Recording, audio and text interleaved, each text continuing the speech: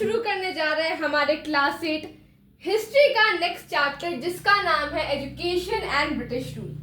और ये class 8 history का छोटा सा प्यारा सा एंड इजी सा चैप्टर है, जिसको आज हम पढ़ के इसका गेम ओवर करने वाले, इसको ख़त्म करने वाले। तो सबसे पहले ये समझ लेते हैं कि चैप्टर के नेम में से हमारा क्या मीनिंग निकल रहा है। तो चैप्टर का नेम है एजुकेशन एंड ब्रिटिश रूल। नाम से ही पता चल रहा है कि हमारे एजुकेशन सिस्टम का, इंडिया के एजुकेशन सिस्टम का क्या हाल रहा होगा, क्या हाल ब्रिटिश रूल के टाइम पर हुआ होगा, कॉलोनियल पीरियड के टाइम पर हुआ होगा।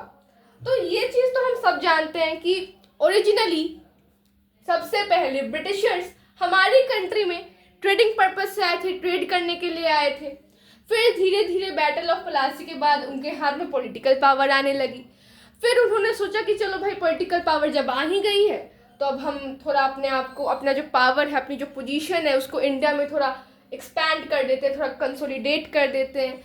तो पहले तो उन्होंने इनिशियल स्टेज में उन्होंने इसी चीज़ पर ध्यान दिया कि हम अपने पोजीशन को, अपनी पावर को हम इंडिया में एक्सपैंड करें, कंसोलिडेट करें, बढ़ाएं। ऐसे उन्होंने बाकी फील्ड्स में उतना ध्यान नहीं दिया।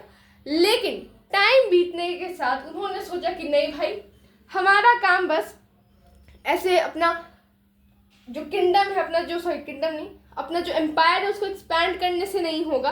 किंगडम वो कहाँ था, छोटा था, वो तो पूरा मतलब बड़ा एरिया ऑक्यूपाई करता था। वो एम्पायर था, एक तरह से बोल दो ब्रिटिश एम्पायर था वो।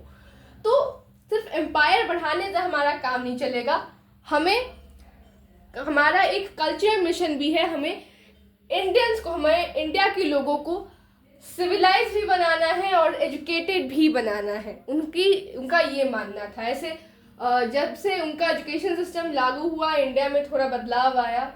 और बदलाव वो पॉजिटिव वे में हम नहीं कहेंगे, नेगेटिव वे में ही बोलेंगे। क्योंकि कहाँ, आप खुद सोचो कि ब्रिटिशर्स के आने के पहले कहाँ हम लोकल लैंग्वेज में अपनी पढ़ते थे, और कहाँ ब्रिटिशर्स के एजुकेशन सिस्टम के लागू होने के बाद हम कहाँ इंग्लिश में पढ़ रहे हैं। और इस इंग्लिश की वजह से, अगर खुद सोचो कि अगर इंग्लिश की जगह हमारी लोकल लैंग्वेज होती, हमारी मदर टंग होती, मदर टंग में हम पढ़ते, तो हमारे लिए कितना ईजी होता सब कुछ। लेकिन इंग्लिश के आने के बाद से वो एक एक्स्ट्रा बर्डन हो गया है। तो खैर, क्या किया जा सकता है, एजुकेशन सिस्टम ऐसा है, हमारी भी मजबूरी है, उसको पढ़ना तो पड़ेगा। तो ये देख लेते हैं कि इस चैप्टर में हम किन किन टॉपिक्स को कवर करने वाले। तो इस चैप्टर में हम पढ़ेंगे education in India in the pre colonial time. India का एजुकेशन सिस्टम ब्रिटिशर्स के आने से पहले कैसा था, प्री कॉलोनियल टाइम्स से ही पता चल रहा है, यानी कॉलोनियल पीरियड के पहले, ब्रिटिशर्स के पहले।